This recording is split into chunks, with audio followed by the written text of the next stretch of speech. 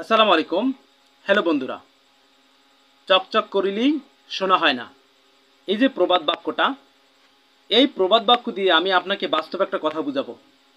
যে কথাটা আপনার বাস্তব জীবনে কোনো জায়গায় না কোনো জায়গায় কাজে লাগছে বা লাগবে।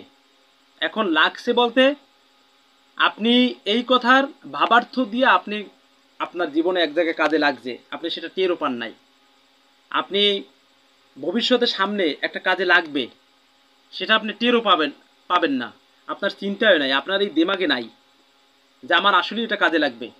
এখন চকচক করলেই শোনা হয় না, এটার ভাবার্থ হইল কোনো কিছু যদি চকচক করে সেটা শোনা হয় না। আমরা অনেক সময় চোখের দেখা দেখি কি ভুল, কিরকম আমি চোখে দেখি অনেক চকচক করে। কি চকচক করে? মানুষের জীবনে চলার ক্ষেত্রে আপনি এমন একটা মানুষের দেখা পাইলেন, কথা পাইলেন, খুব আপনার ভালো লাগলো, কিন্তু সে ভুয়া। তার কথাবার্তার ভিতরেই এমন একটা আকর্ষণ, সে আকর্ষণে আপনি মুগ্ধ হয়ে গেলেন, মুগ্ধ হইয়া সে যা বলতেছে আপনি তাই করতেছেন। এরপরে আপনি কিন্তু শেষে ধোঁকা খাইলেন।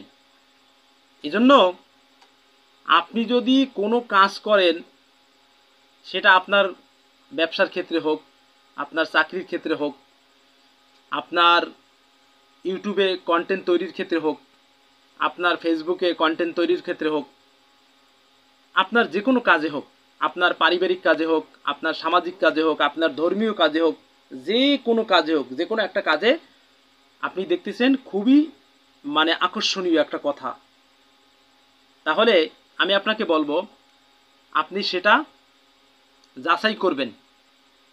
আমি স্টুডেন্টদেরকে তিনটা কথা বলি যে তুমি যদি ভালো কিছু শিখতে চাও তাহলে তোমাকে নাম্বার 1 ধৈর্য ধরে টেবিলে বসতে হবে, নাম্বার 2 মনোযোগ সহকারে বই পড়তে হবে, নাম্বার 3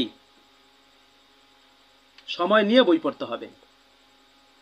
এই যে তিনটে কথা বলি, এই তিনটে কথা যদি সে করতে পারে তাহলে কিন্তু আসলেই তার পড়া কমপ্লিট হবে।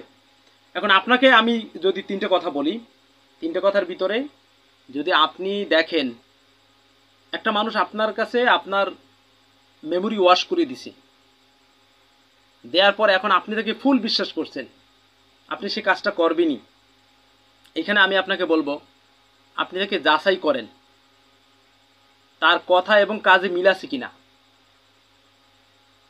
এবং এই কথা কাজ মিল রাইখা সে বাস্তবায়ন করবে কিনা। 3 নাম্বার, আপনি একটু ভাবেন